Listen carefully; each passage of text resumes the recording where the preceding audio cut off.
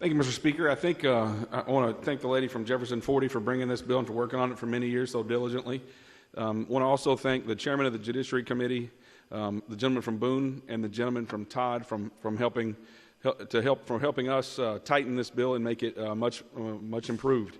I'll just be very quick, and I'll say two things. Number one is what this does. People say, well, what is anti-SLAPP? What does it do?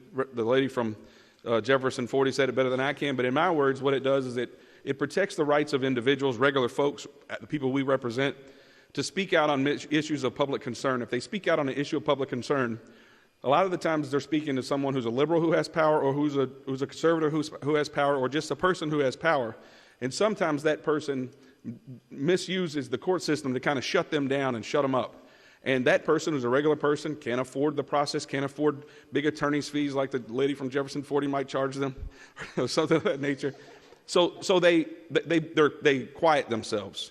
And that's not in the interest of our citizens. So we want to make sure that you can't abuse the process. You still have a right, if someone does say something that's untoward or defamatory, to file that lawsuit and to get the claims that you need to forward the claims you need to forward.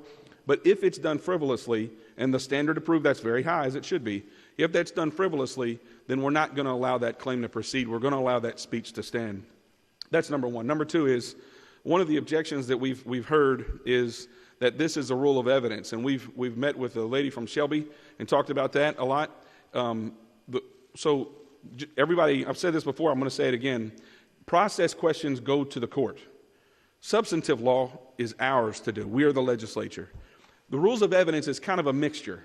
So when our Court of Justice was created in the late 70s, Chief Justice Palmore worked with the then Speaker of the House and President of the Senate, and they came up with a way to work together to forward evidentiary questions. And so we work together. Here, though, the evidentiary issues that are in this bill are the substance, because the substance of the bill is you can't abuse a process, the court system, to harm my interest to speak the truth about an issue of public concern. So the evidentiary issue is the substantive claim here. That's why we believe that we have the right to make this, and it's fully appropriate to make this law, which again is a uniform law throughout that's being pushed in a number of other states throughout the country. With that, I yield back. Thank you, Mr. Speaker.